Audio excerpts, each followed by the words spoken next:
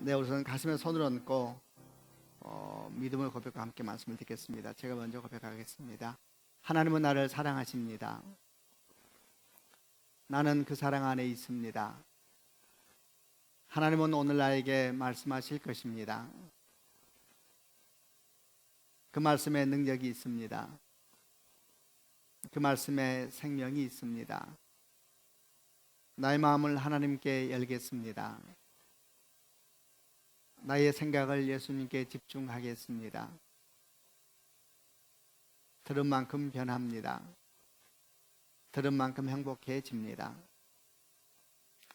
오늘 저희가 함께 나눌 말씀은 사무엘하 12장 1절부터 13절까지 말씀입니다. 자막을 보면서 한번 읽고 난 뒤에 이렇게 말씀을 나누겠습니다. 제가 먼저 1절 읽겠습니다. 여호와께서 나단을 다윗에게 보내셨습니다. 나단은 다윗에게 가서 이렇게 말했습니다. 어떤 성에 두 사람이 있었습니다. 한 사람은 부자였고 다른 사람은 가난했습니다. 하지만 가난한 사람에게는 사서 키우는 어린 암양 한 마리밖에 없었습니다. 가난한 사람은 그 양을 먹여 길렀습니다. 양은 가난한 사람의 아이들과 함께 자랐습니다. 양은 가난한 사람이 먹을 음식과 마실 물을 나누어 먹으며 자랐습니다. 양은 가난한 사람의 팔에서 잠을 잤습니다. 양은 가난한 사람에게 마치 딸과도 같았습니다.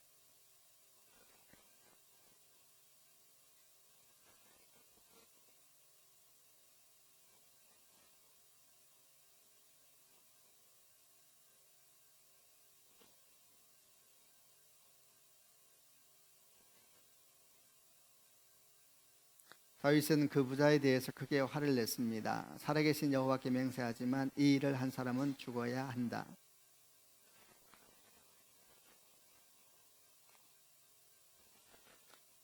그러자 나단이 다윗에게 말했습니다. 왕이 바로 그 사람입니다.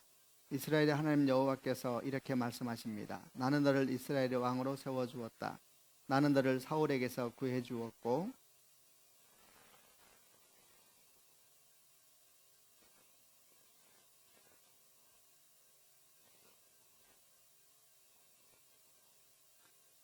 그런데 너는 왜 나 여호와의 명령을 무시했느냐? 왜 나 여호와가 악하다고 말씀한 일을 했느냐?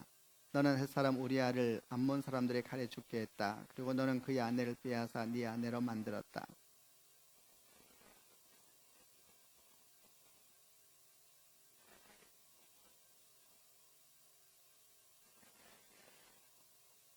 여호와께서 또 이렇게 말씀하셨습니다. 너의 집안 사람들이 너에게 재앙을 일으킬 것이다.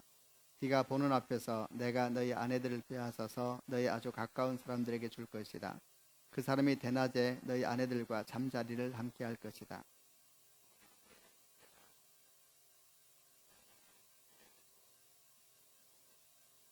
그러자 다윗이 나단에게 말했습니다. 내가 여호와께 죄를 지어서. 나단이 대답했습니다. 여호와께서는 왕의 죄를 용서하셨습니다. 왕은 죽지 않을 것입니다. 아멘. 주의 은혜가 여러분과 함께 하시기를 바랍니다. 제가 지난 주일날 사무엘하 11장을 보면서 다윗 삶에 다가온 큰 위기에 대한 말씀을 나누었습니다. 하나님께서 다윗 인생을 부흥케 하시고 많은 은혜를 베풀어 주셨는데 그의 삶에 큰 위기가 다가왔습니다. 그 위기는 전쟁으로 말미암은 위기도 아니었고 가난, 기근 또는 가족과의 관계 속에 생긴 위기도 아니었는데 그 위기로 말미암아 다윗 인생에 큰 전환점을 맞이하게 됩니다. 성경의 기록에 의하면은 그 일로 말미암아 다윗의 인생은 내리막길을 걷게 되었고 그리고 그 이후에는 죄에 대해서 하나님께서 하신 말씀과 심판들 그리고 행하신 일에 대한 기록들이 계속되고 있습니다. 지난주 저희가 어떻게 해서 그런 상황이 생겼는가에 대한 묵상을 했는데 결국 끝은 어떻게 났냐면 다윗은 그 모든 죄를 감추기 위해서 바세바의 남편 우리아를 전쟁에서 암몬 사람들의 칼에 의해서 죽게 만들었습니다.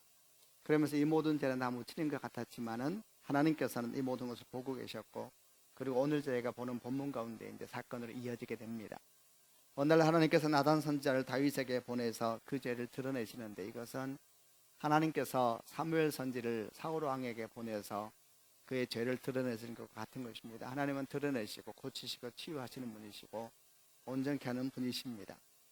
그런데 하나님께서 보낸 나단 선지자가 다윗에게 와서 다윗의 죄를 드러내기 위해서 이야기 시작했는데 한 가지 비유를 통해서 이야기를 합니다. 그 내용 1절부터 4절에 나오는데 내용이 이렇습니다. 아무런 부족함이 없는 아주 큰 부자가 한 명이 있었다 이야기를 하고, 그와는 반대로 어린 암양 한 마리밖에 없는 가난한 사람이 있었다 이야기를 합니다.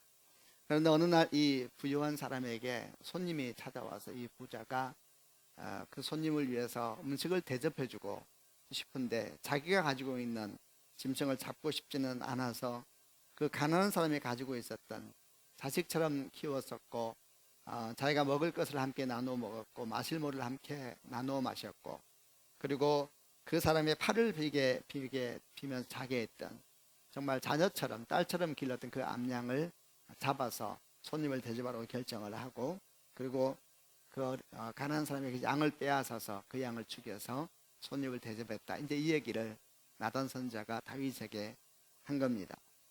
이 이야기를 들어서 다윗이 엄청 분노합니다. 그리고 이렇게 이야기를 합니다. 5절과 6절 말씀인데 한번 같이 읽어보겠습니다. 시작. 다윗은 그 부자에 대해서 크게 화를 냈습니다. 살아계신 여호와께 맹세하지만 이 일을 한 사람은 죽어야 한다. 그 사람은 그런 일을 한 대가로 양을 4배로 갚아줘야 한다. 그는 무자비한 사람이다. 이렇게 다윗이 반응하자 나단 선지자가 바로 그 앞에서 뭐라고 말을 합니까? 왕이 바로 그 사람입니다. 이렇게 이야기를 하면서 이제 다윗의 죄에 대한 이야기가 시작이 됩니다. 7절과 8절 말씀인데 한 번 더 7절과 8절, 7절 8절 같이 읽겠습니다. 자막을 다른 걸 읽겠습니다. 제가 먼저 7절 읽을게요. 그러자 나단이 다윗에게 말했습니다. 왕이 바로 그 사람입니다. 이스라엘 하나님 여호와께서 이렇게 말씀하셨습니다. 나는 너를 이스라엘의 왕으로 세워주었다. 나는 너를 사울에게서 구해주었고. 8절.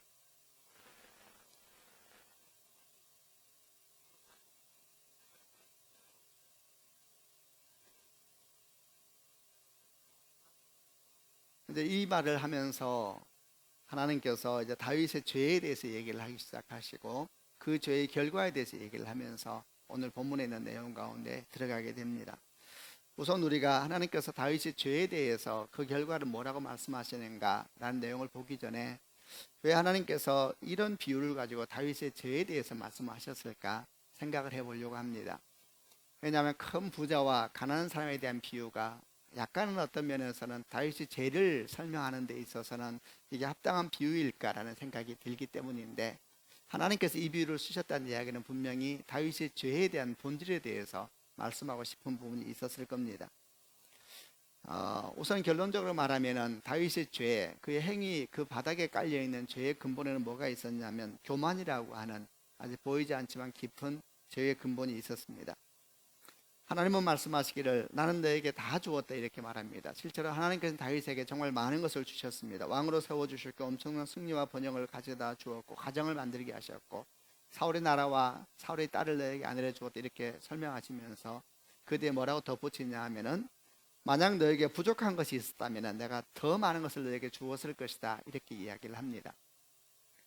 다윗이 바세바를 취한 사건에 대한 얘기를 하는 것도 마찬가지죠. 사실 이미 다윗은 수많은 아내와 후궁들을 둔 상태였습니다. 사무엘하 3장을 보게 되면은 다윗의 가정에 대한 얘기가 나오는데 그 중에서 헤브론에서 7년 6개월 동안 유다의 왕이 되었을 때에 그가 함께 있었던 아내들의 이름이 나옵니다. 6명의 아내 이름이 나오고요. 사무엘 5장에 가서는 이제 드디어 예루살렘에서 온 이스라엘의 왕이 되었는데 그때에는 아내들과 후궁들을 많이 드리게 되었는데 그때는 이름을 적지 않습니다. 아마도 많기 때문에 이름을 적지 않은 것 같고, 성경은 말씀하기를 더 많은 아내와 더 많은 후궁을 두었다 이렇게 설명함으로 말미암아 다윗이 아주 많은 아내가 있고 많은 후궁이 있다는 이야기를 하고 있습니다.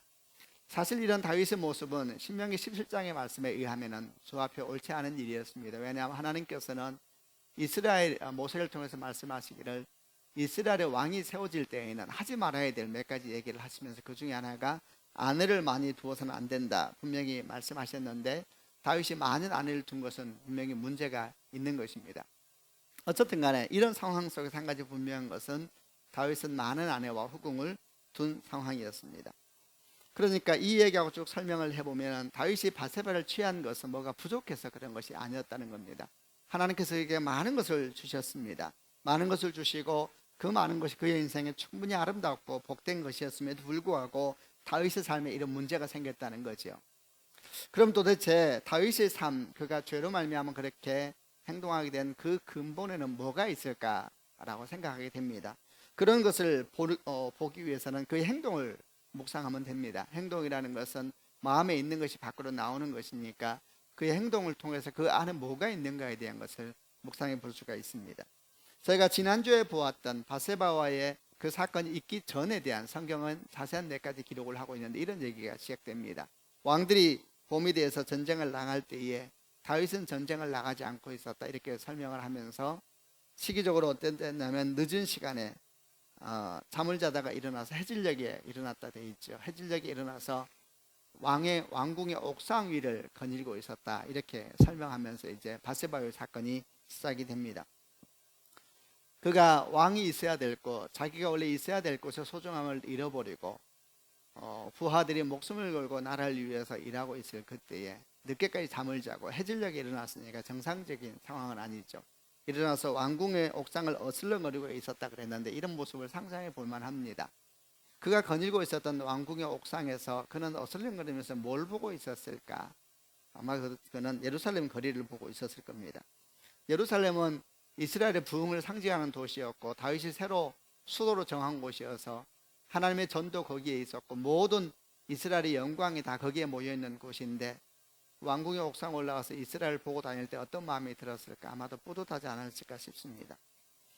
그가 밟고 있는 왕궁은 예루살렘에 있는 궁 중에서도, 건물 중에서도 가장 화려하고 분명히 좋은 건물이었을 것입니다. 백항명으로 지은 왕궁이라 그랬으니까 얼마나 화려하고 대단했겠습니까? 그 옥상에 서서 예루살렘을 바라보면서 어슬렁거리면서 보고 있으니 어떤 마음이 들겠습니까? 아마도 모든 것이 다 아래로 보였겠죠. 이렇게 왕궁의 옥상에 서서 세상의 영광을 구경하고 있는 다윗의 모습, 이 모습이 다윗이 그 당시의 영성을 보여주는 것입니다. 이것을 보통 우리는 교만한 자의 모습이라 그럽니다. 다윗이 딛고 있었던 왕궁은 자기 영광의 왕궁이었습니다. 하나님의 은혜로 말미암아 그에게 주어졌지만 최소한 이 시간 다윗의 마음의 그 옥상은 자기 영광이고 자기 기쁨이고 지난 시간 자기가 수고한 것이 이렇게 놀라운 결과로 나타났구나 느끼게 하는 곳이니까, 마침 시기도 해가 지일 즈음이니까 감정적으로도 아주 고조되어 있는 상황에서 그 영광의 땅을 보면서 자기가 얼마나 뿌듯했겠습니까? 그렇게 영광의 땅에 서서 높은 곳에 서서 아래 것을 바라보고 세상을 바라보는 중에 눈에 띈 것이 목욕하고 있는 바세바의 모습이 보였는데, 사실 그렇게 자기 영광이 높은 곳에 서서 세상을 바라볼 때는 목욕하는 바세바가 보이는 것은 아닙니다. 성경에 나오는 것대로 육신의 정욕과 안목의 정욕, 이성의 자랑에 대한 모든 것이 위로부터 내려볼 때 다 보이는 것입니다. 다윗의 마음에 아마 뿌듯하게 느껴졌을 것입니다. 그러다가 세상을 보니까 다 아래로 보이는데 한 여인이 보이니까 사람을 보내서 그 여인이 누군가 알아보게 합니다. 와서 종이 말합니다. 충성된 용사 우리아의 아내 바세바라고. 그러나 망설이지 않습니다. 그런 바세바를 왕궁으로 불러서 함께 잠을 잤다, 이렇게 되어 있습니다. 어떻게 이렇게 행동할 수 있었을까? 자신은 그래도 된다고 생각했겠죠. 높은 왕궁의 옥상에서 모든 것이 내려다 보이는 그런 영성을 갖게 되면은 다 그런 마음을 갖게 되는 겁니다. 바세바도 그렇게 보일 것이고 충성된 종 우리아도 그렇게 보일 것이고 다 그렇게 자기가 가장 영광스러운 사람이고 높은 사람으로 쳐다보게 되었으니까 망설이지 않는 것입니다. 바로 이런 모습 가운데서 바세바 사건이 시작되었는데, 우리 하나님께서도 이런 다윗의 영성, 우리가 그렇게 귀히 여겼던 사무엘하 9장 이전에 있었던 다윗의 영성이 아니라 언제부터인지 몰라도 하나님이 주신 은혜가 교만한 이유가 되고 하나님이 주신 축복이 자기 뿌듯함이 되기 시작하면서 변해갔던 그 영성을 하나님께서 보고 계셨던 것이 분명합니다.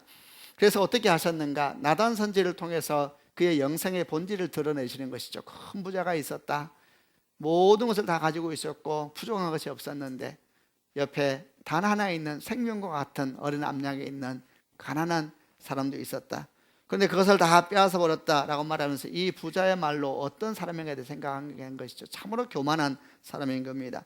교만이라는 죄가 가지고 있는 속성이 있는데 그것은 부족해서 더하려는 것이 아니라 있음에도 불구하고 더하시려고 하고 있음에도 불구하고 자기 힘과 능력을 의지하여서 그것을 확인하고 싶어하는 것이 교만한 죄의 특성인데, 바로 이 모습이 다윗의 모습 가운데 있었던 겁니다. 교만한 영을 가진 사람은 끊임없이 더하려고 하고 찾으려고 하고 이미 있는 것의 소중함을 잊어버리고 자기 영광에 취해서 높은 곳에 올라가서 세상을 바라보면서 모든 것을 아래로 쳐다보기 시작할 때에 아주 악한 역사들이 일어나게 되는 겁니다. 하나님은 다윗에게 말합니다. 네가 바로 그 부자와 같다, 이렇게 이야기를 합니다. 많은 것을 주셨지만 감사할지 모르고 자기 자리의 소중함도 잊어버리고, 하나님 부르셨을 때는 그 왕의 자리가 얼마나 소중한지 알아서 그 자리의 역할을 신실하게 감당했었는데 어느 날 왕된 자리의 소중함을 잃어버린 것이죠. 오늘날도 마찬가지입니다. 하나님께 주신 우리 자리의 소중함을 잊어버리는 사람들, 아비됨의 자리의 소중함을 잊어버리고, 어미됨의 자리의 소중함을 잊어버리고, 성도됨의 자리의 소중함을 잊어버리고, 영광에 취하여서 옥상 위를 어슬렁거리면서 세상을 바라보면서 여기저기 기웃거리는 영성을 가진 사람들, 그런 사람들에말려 하나님께서 말씀하는 그대로 네가 교만한 사람들이다. 그러니까 너는 바세바에 대해서도 우리야에 대해서도, 아니 또 너 심부름하게 만드는 네 종들에 대해서도 그렇게 대하는 것이다. 부끄러움을 모르고 수치를 모르고. 그리고 바로 그런 교만한 마음이 사단에게 큰 틈을 주어서 마침내는 바세바의 간음과 그 남편 우리야를 죽게 하는 죄까지 이르게 한 것입니다. 간음이라는 것은 죄의 공장과 같은 것이고 죄의 우물과 같은 것이어서 거기서 얼마나 다양한 죄가 생산되는지 모릅니다. 오늘 다윗은 그 교만이라는 공장에서, 그 교만이라는 우물에서 간음이라는 죄를 걸어 올린 겁니다. 우리는 이제 다윗에게 주어진 죄의 결과에 대한 묵상을 하기 전에 이 일에 대해서 깊이 생각을 해야 합니다. 과연 우리가 우리의 삶 가운데 이런 일이 반복되지 않을 수 있는가? 어떻게 있겠습니까? 없겠습니까? 있는 것이죠. 어떻게 해야 될 것인가?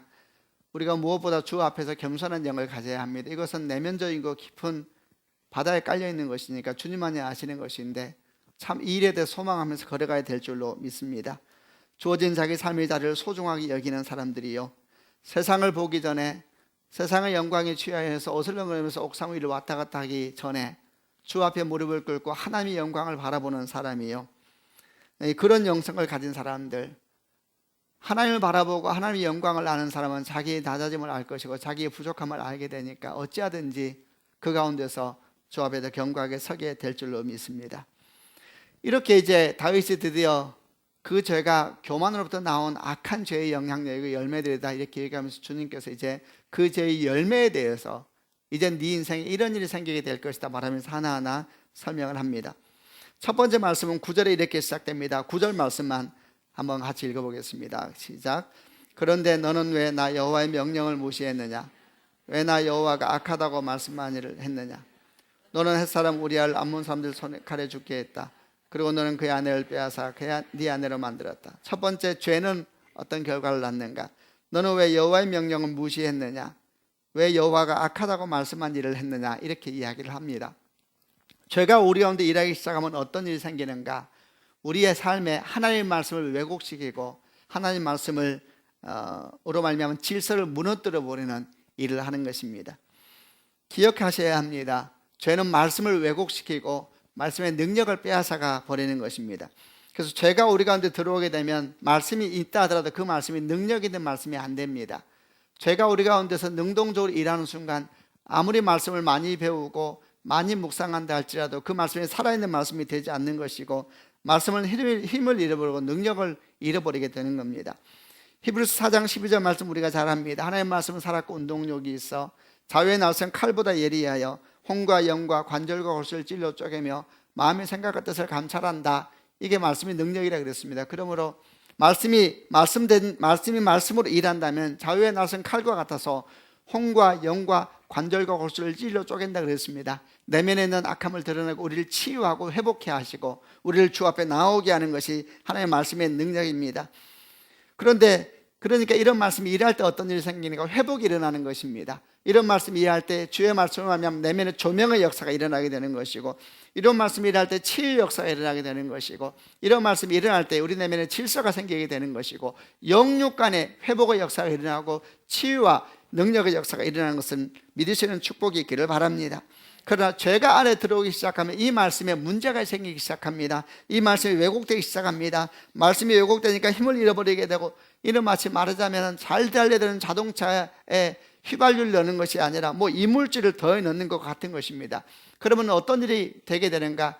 자동차가 처음에는 달리는 것 같지만 곧 이상한 소리를 내게 되고 심화되게 되면 엔진 자체가 힘을 잃어버리고 망가져 버려서 엔진을 통째로 바꾸지 않으면 차가 더 이상 쓸모가 없게 되는, 폐차해야 되는 지경까지 이르게 되는 겁니다. 크리스찬의 신앙에 있어서 거룩은 왜 그렇게 중요한가? 우리 하나님 말씀하시기를 내가 거룩하니 너희도 거룩하라 이렇게 말씀하셨는데, 이런 말씀을 잘못 묵상하면 아니 우리가 어떻게 그렇게 할 수 있느냐, 왜 이렇게 요구하는 것이 많으냐 이렇게 생각할지 몰라도 그런 것이 아닙니다. 이것이야말로 축복이고 이것이야말로 하늘의 영광에 땅에 임하는 비밀인 것을 기억하는 축복이 있기를 바랍니다. 우리가 거룩해질 때 말씀은 말씀되는 것이고, 거룩해질 때 능력은 능력되는 것이고, 거룩해질 때 하늘의 사건은 땅의 사건으로 변화되는 것을 믿으시는 축복이 있기를 바랍니다. 우리는 많이 소망하고 기도합니다. 주여 우리가 능력 있는 크리스찬이 되기를 원합니다. 영향력 있는 크리스찬이 되기를 원합니다. 그렇게 말하면 성경은 분명히 말합니다. 거룩을 소망하셔야 되는 것입니다. 아멘 하시기를 바랍니다. 거룩이 말씀을 말씀되게 하는 거니까 이 말씀이 어찌하든지 주의 살아있는 능력의 말씀이 되기 위해서는 우리 삶을 우리가 거룩하게 하기를 소망하고 주 앞에 날마다 무릎 꿇는 삶이 되기를 소망해야 되는 겁니다. 그래서 거룩한 사람에게 말씀이 능력되는 것입니다. 거룩이 없는 상태에서 능력이 나타나면 그건 하나님의 역사가 아닐 수 있는 가능성이 아주 많은 겁니다. 우리 주변에 교회를 다니는 사람들 가운데서 때때로 하나님의 영광을 가린다, 또는 교회에 수치를 준다, 이런 얘기를 듣고 나는 이야기를 매스컴이라는 주변에서 많이 보곤 합니다.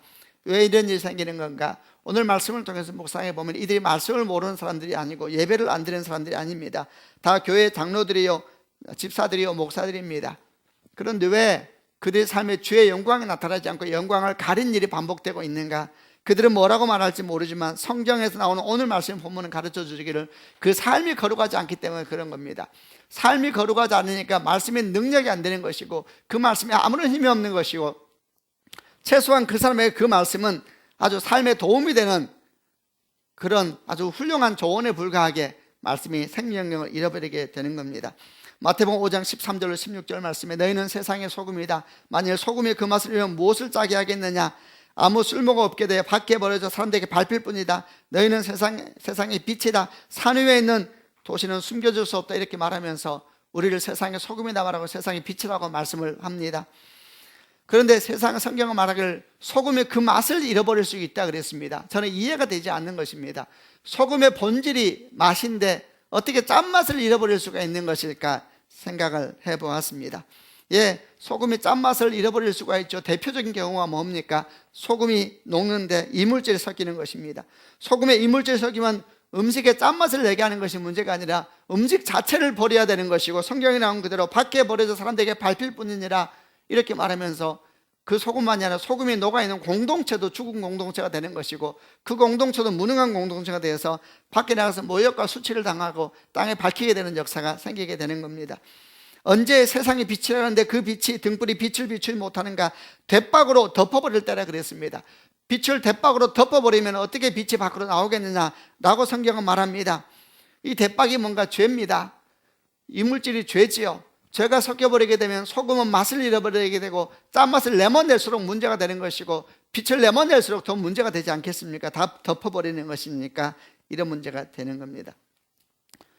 그러므로 우리는 그리스도인으로서 우리가 말씀에 정말 있는 능력이 내 능력이 되어야 되길 원한다, 하늘의 사건이 내 사건이 되길 원한다, 이렇게 소망하신다면 우리가 이리저리 쫓아다닐 것이 아니라 거룩을 소망하고 주 앞에 신실함으로 서 있어야 되겠다라고 결정할 수 있는 축복이 있기를 바랍니다. 거룩을 잃어버린 능력, 거룩을 잃어버린 권세, 그건 죽이는 권세이고 마침내 주 예수를 떠나게 되는 권세에 이르게 되니 성경은 분명히 말하기로는 사단의 역사라 그랬으니까 우리가 많이 생각해야 될 것입니다. 거룩이야말로 능력이라고 얼마나 많은 믿음의 사람들이 외쳤습니까? 우리가 이래 대해서 많이 생각하게 됩니다. 그리고 두 번째, 또 죄는 열매를 맺습니다. 9절부터 12절 말씀인데 지금 저에게 읽은 본문을 포함해서 한 번 더 읽어보려고 합니다. 제가 9절 읽겠습니다. 그런데 너는 왜 나 여호와의 명령을 무시했느냐? 왜 나 여호와가 악하다고 말씀한 일을 했느냐? 너는 햇사람 우리아를 암몬 사람들을 칼에 죽게 했다. 그리고 너는 그의 아내를 빼앗아 네 아내로 만들었다. 10절.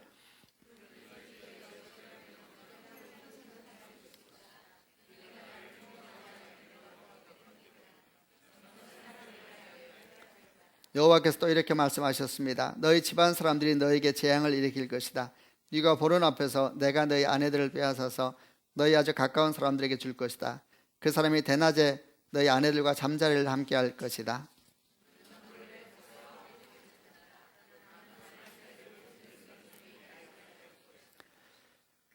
너는 햇사람 우리아를 암몬 사람들 칼에 죽게 했다. 그러므로 네 집에서 언제나 칼에 죽는 사람이 있을 것이다. 너는 햇사람 우리아 아내를 빼앗았다. 너의 집안 사람들이 너에게 재앙을 줄 것이다. 네가 보는 앞에서 내가 너희 아내들을 빼앗아 너희 아주 가까운 사람들에게 줄 것이다. 그 사람은 대낮에 너희 아내들과 잠자리를 할 것이다. 너는 몰래 바세바와 잠을 잤다. 그러나 나는 이스라엘의 모든 백성이 이를 알게 할 것이다. 이렇게 이야기를 합니다. 하나님께서 하신 말씀입니다. 제가 또 무서운 것 중에 하나는 죄는 열매를 맺기 때문에 그런 것입니다. 죄의 영향력은 다윗에게만 미치는 것이 아니다라고 성경은 말합니다. 자녀에게 흘러간다 이렇게 말을 합니다. 그래서 무서운 겁니다. 바세바가 낳은 아이는 죽었습니다. 그런데 그게 끝이 아닙니다. 훗날에 다윗의 아들들 간에 죽고 죽이는 일대 사건이 일어나게 되는데 우리는 그것을 압살롬의 반역 사건이라고 얘기합니다. 압살롬은 또 다윗의 아들입니다. 압살롬이 자기 형제들 다윗의 아들들을 죽이고 난 다음에 아버지 다윗도 죽이겠다고 그리고 스스로 왕이 되겠다고 반역을 일으켰습니다. 다윗은 당장 길이 없어서 예루살렘을 빠져나가 도망쳐서 요단 건너서 갔습니다. 그래서 예루살렘 성이 비어있게 되었는데 압살롬과 그를 따르는 군사들이 예루살렘에 들어오게 됐습니다. 그런데 예루살렘에 들어왔을 때에 성경은 참 이해할 수 없는 한 가지 일들이 시작이 됩니다. 이 압살롬에게 탁월한 신하 아히도벨이 탁월한 전략가의 장군이었는데 이 아히도벨이 압살롬에게 참으로 이상한 제안을 합니다. 그 제안의 내용은 뭐냐면 모든 이스라엘 사람, 예루살렘 사람들이 보는 앞에서 아버지 다윗의 후궁들과 잠자리를 하라는 겁니다. 다윗이 후궁이면 아버지 다윗의 후궁이면 친엄마는 아니어도 어머니들입니다. 그러면 뭐라고 말하냐면 아히도벨이 이스라엘 백성들이 압살롬이 정말 아버지와 철천지 원수가 됐구나라는 것을 알게 될 거니까 힘을 합쳐서 압살롬을 도와줄 겁니다. 이렇게 이야기를 하는 제안을 사무엘하 16장 20절부터 22절까지 합니다. 정말 말이 되지 않는 건의였습니다. 말이 안 되는 것이 아니라 제정신이 아닌 건의였죠. 그런데 놀라운 것은 압살롬이 그 사람의 말을 그대로 따릅니다. 그리고 모든 이스라엘 백성들이 본을 볼 수 있는 장소에 천막을 치고 그 안에서 아버지 후궁들 중에 일부가 다윗을 떠나가지 않고 예루살렘 성을 지키고 있었거든요. 왕궁을. 그 안에서 아버지 후궁들과 잠자리를 합니다. 여기서 좀 주목할 만한 것은 압살롬이 아버지 다윗의 후궁들과 잠자리를 했던 장소가 어디냐, 그 잠자리를 하기 위해서 텐트를 떴던 장소가 어디냐, 왕궁의 옥상이었습니다. 다윗이 서성거리면서 어슬렁거리면서 자기 영광에 취해서 예루살렘을 바라보았던 그 자리, 그렇게 서성거리다가 바세바에 목욕하는 것을 볼 뿐만 아니라 육신의 정욕과 안목의 정욕과 이성의 자랑으로 가득 찬 세상을 기웃거리고 있었던 그 자리, 다윗은 혼자 왕궁에서 그랬지만은 이제 압살롬은 모든 이스라엘 백성이 보는 앞에서 아버지 다윗의 후궁들과 잠자리를 하고 있는 것이니까 하나님께서 하신 말씀이 그대로 이루어지고 있는 것입니다. 너의 집안 사람들이 너에게 재앙을 일으킬 것이다. 네가 보는 앞에서 내가 너희 아내들을 빼앗아 너희 아주 가까운 사람들에게 줄 것이다. 그 사람이 대낮에 너희 아내들과 잠자리를 할 것이다. 너는 몰래 바세바와 함께 잠을 잤다. 그러나 나는 이스라엘의 모든 백성의 이 일을 알게 할 것이다. 이렇게 말하면서 그 아들인 바세바에게 이런 기가 막힌 일이 생기게 됐습니다. 죄는 왜 무서운가? 열매를 맺기 때문인데 이 열매가 자기에게서 끝나는 것이 아니라 후대에 이어진다라고 성경이 말하고 있기 때문에 그런 겁니다. 오래전에 책 제목, 이런 책의 제목이 있는 책이 하나 나왔는데 가게에 흐르는 저주를 끊으라 라는 제목을 가진 책이 하나 나왔습니다. 이 책은 좀 문제가 많았습니다. 내용에 비성경적인 내용이 있어서 문제가 많았지만은 그러나 그 제목이 참 이렇게 강하게 마음에 이렇게 남았습니다. 그 책의 내용은 떠나서 오늘은 그 제목이 다시 생각을 합니다. 가게에 흐르는 저주를 끊으라. 우리 죄가 자녀들에게 흘러가지 않게 해야 된다. 이것이야말로 가게에 흐르는 저주를 끊는 것이 아닐까, 이런 생각이 들었습니다. 우리가 가장 사랑하는 사람들이 누구입니까? 자녀이지 않습니까? 어찌하든지 죄에게 지지 말고 이겨서 승리하여서 가정에 흘러갈 수 있는 저주의 끈을 끌어버리는 축복이 우리 가운데 있기를 주님의 이름으로 축원합니다. 죄가 이렇게 무서운 것입니다. 이렇게 나단이 와서 다윗에게 죄에 대한 얘기를 하나하나 말하자 다윗이 듣고 있다가 참 다윗이 믿음이 살아납니다. 이 모습이야말로 어쩌면 다윗의 삶 가운데 가장 믿음의 모습을 잘 보여주고 있는 모습 중에 하나일 것인데, 이 얘기를 다 듣고 난 다음에 13절에서 다윗이 이렇게 말을 합니다. 13절 말씀을 같이 한번 읽겠습니다. 13절 한번 보여주십시오. 제가 읽겠습니다. 그러자 다윗이 나단에게 말했습니다. 내가 여호와께 죄를 지어서. 나단이 대답했습니다. 여호와께서는 왕의 죄를 용서하셨습니다. 왕은 죽지 않을 것입니다. 이렇게 이야기를 합니다. 다 듣고 난 다음에 다윗이 나단에게 바로 말한 겁니다. 내가 여호와께 죄를 지었습니다. 참 단순한 말입니다. 그러나 어쩌면 가장 분명한 고백입니다. 다윗이 아마도 이런 내용을 볼 때에 그 전에 그가 범하였던 것이 얼마나 큰 죄인지를 몰랐던 것 같아요. 옥상 위를 거닐면서 세상을 구경하고 다니는 영성은 죄를 분별하지 못하는 거니까요. 나단이 와서 말하니까 그때야 내가 큰 죄를 지었구나 라는 걸 깨달은 것 같습니다. 내가 여호와께 죄를 지었어. 이 모습은 참 짧은 이야기지만 많은 생각을 하게 합니다. 우선 쳐서 생각할 수 있는 것은 그는 사울 왕과는 달랐다는 것입니다. 사울 왕에게 하나님께 사무엘 선지를 보내서 그의 죄에 대해서 참 말씀할 때가 많았습니다. 그때 사울 왕은 온갖 이유를 댔습니다. 자기는 하나님께 순종했다 말하기도 하고, 백성들이 떠나가서 어쩔 수 없이 그랬다 그러기도 하고, 적들이 쳐들어오니까 너무 시간이 없었다 그랬다 그러기도 하고, 하나님께 제사 드리려고 그 중에 좋은 양과 짐승을 군사들이 남긴 것이다 이렇게 말하기도 하면서 온갖 이야기를 다 했습니다. 그러나 다윗은 그냥 한마디로 말하면 제가 죄를 지었습니다. 제가 참으로 잘못했습니다. 이 말을 하자마자 나단 선지자가 바로 이렇게 얘기합니다. 여호와께서는 왕의 죄를 용서하셨습니다. 왕은 죽지 않을 것입니다. 이런 말씀 보다 보면 참 단순하네 이런 생각이 듭니다. 죄는 해결하는 게 참 단순한 것 같다. 그러나 여러분 그 말은 맞으면서도 틀린 말입니다. 회개는 아주 단순하면서도 회개는 일종의 여정입니다. 그 여정은 결코 단순하지 않습니다. 참된 회개의 시작은 우리 죄를 주 앞에 인정하는 것이지만 그 회개를 완성해 가는 것은 주 앞에 걸어가는 믿음의 여정이고 몸부림치는 과정이기 때문에 그런 겁니다. 나단 선지자가 가고 난 다음에 이제 다윗은 하나님 앞에 몸부림을 치기 시작하는데, 그 몸부림치는 그의 고백에 대한 기록이 시편 51편에 나와 있습니다. 시편 51편이 1절부터 19절까지 깁니다만 그래도 한번 읽어보려고 합니다. 읽으면서 회개라는 것이 무엇일까 생각도 하시고, 또 하나님께서 우리 가운데 은총을 베풀어 주셔서 우리 또한 다윗처럼 주 앞에 고백하오니 우리 죄를 용서해 주시고 우리 삶을 새롭게 하여 주소서, 이런 마음으로 이 성경을 쭉 읽어보려고 합니다. 제가 먼저 1절 읽겠습니다. 오 하나님, 주의 한결같은 사랑으로 내게 자비를 베풀어 주소서. 나를 불쌍히 여겨 주셔서 내 모든 잘못을 없애 주소서.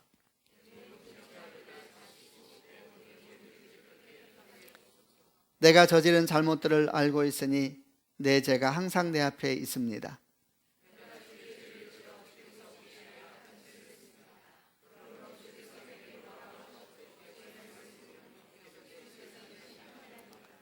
그렇습니다. 나는 태어날 때부터 죄투성이었습니다. 어머니가 나를 임신할 때부터 나는 죄인이었습니다.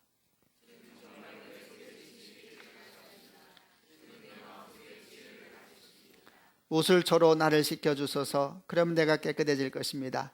나를 씻어주소서. 그러면 내가 눈보다 더 하얗게 될 것입니다.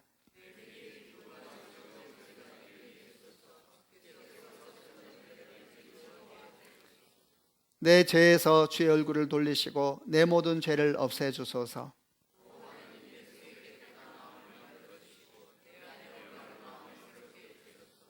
나를 주 앞에서 쫓아내지 마시고 주의 성령을 내게서 거두어 가지 마소서.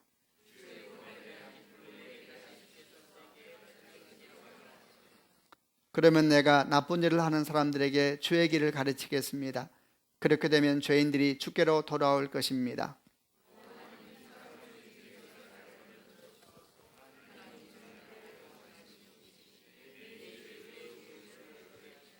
오 주여, 주께서 제 입술을 열어주셔서 제가 주를 찬양하게 하소서.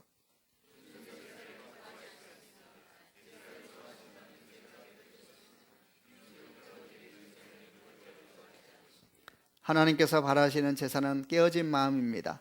오 하나님, 상처난 가슴과 죄를 뉘우쳐 주님께 고백하는 마음을 주는 경멸하지 않으실 것입니다.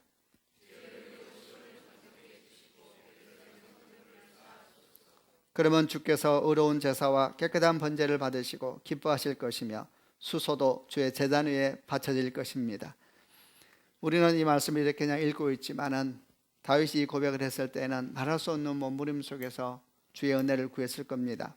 우슬초로 나를 씻어주소서. 나를 주 앞에 쫓아내지 마시고 주의 성령을 내게서 거두지 마소서. 구원에 대한 기쁨을 다시 돌려주소서.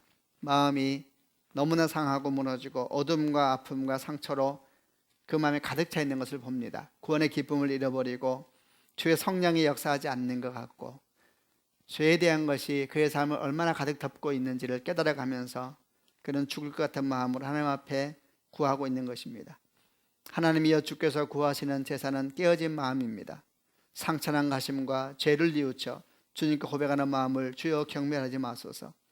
주의 은혜로 시온을 번성케 하시고 예루살렘 성벽을 쌓아주소서. 이렇게 고백하고 있는 겁니다. 이 고백이 우리 고백이 되기를 주님의 이름으로 축원합니다. 하나님께서 우리 삶 가운데 임하여 주셔서 우리를 새롭게 하시고 우리 삶을 새 능력과 새 힘으로 이끌어 주시기를 원합니다. 그런데 이렇게 하나님께 다윗의 죄를 용서하셨다. 그러면서 다윗은 그 죄를 끌어안고 몸부림치면서 나아갔다. 이런 얘기를 쭉 들으면서도 그리고 감사하면서도 끝내 마음 가운데 걸리는 것이 하나 있습니다. 그것은 14절에 나와 있는 말씀인데 14절 말씀을 같이 한번 읽어보겠습니다. 시작. 그러나 왕이 한 일 사무엘하 12장 14절입니다. 사무엘하 12장 14절이 가능한가요? 오늘 본문 바로 뒤에 있는 것입니다. 제가 읽겠습니다. 그러나 왕이 한 일 때문에 여호와의 원수들이 여호와를 경멸하고 모욕할 기회를 주었으니 왕에게서 태어난 아기는 죽게 될 것입니다. 이렇게 이야기를 합니다. 왕이 한 일 때문에 여호와의 원수들이 여호와를 경멸하고 모욕할 기회를 주었으니 왕에게서 태어난 아기는 죽게 될 것입니다. 실제적으로 역사적으로 이 일은 어떻게 됐냐면은 다윗과 바세바 사이에 태어난 아이가 죽습니다. 그것만이 아니라 오늘 앞에서 보았던 것처럼 죄의 열매에 대한 이야기를 할 때 너희 집에서 칼이 끊이지 아니할 것이다 이렇게 얘기하면서 압살롬의 반역 사건에 대한 얘기를 했습니다. 자녀들 사이에서 죽음의 역사가 일어나게 되었다. 이게 다윗의 죄의 결과이다 이런 얘기를 했습니다. 이런 내용을 묵상하면서 우리 마음에 두려운 것은 우리가 회개하고 죽게 돌아온다 하더라도 그 죄의 열매를 거둬야 되는 것이구나 라는 사실 때문입니다. 게다가 그 죄의 열매를 우리가 거두는 것만이 아니라 우리 자녀들의 세대에 거두게 된단 말인가. 이 일을 생각할 때마다 마음이 무너지고 도대체 이 일을 어떻게 해야 되는가 이런 생각을 하게 됩니다. 그러나 사실 이 말씀은 왕에게서 태어난 아기는 죽게 될 것인데 이 말씀은 얼마나 놀라운 축복의 말씀이요 감추어진 복음인지 모릅니다. 왕에게서 태어난 아기라는 것은 우리는 역사적으로 압살롬을 생각하기 쉽지만은 압살롬이 아니라 왕에게 태어난 아이라는 것은 둘 사이에서 가늠한 가운데 태어난 아이를 생각하기를 쉽지만은 그러나 역사적으로는 1차적으로 그 아이를 의미한다 하더라도 궁극적으로 그 아이가 의미하는 것은 다윗의 자손으로 오신 예수님의 죽음을 의미하기 때문입니다. 다윗에게 태어난 아이는 반드시 죽을 것입니다.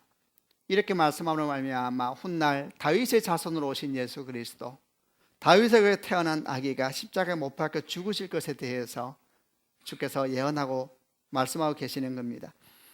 복음서를 보게 되면은 사람들이 예수님을 부를 때에 다윗의 자손 예수여라는 말이 20번 이상이나 나오고 성경의 마지막 책 요한계시록의 마지막 장 22장에서는 예수께서 직접 이렇게 표현하기도 하셨습니다. 22장 16절에 나 예수는 온 교회에 이 모든 것을 증언하기 위해 천사를 보낸다.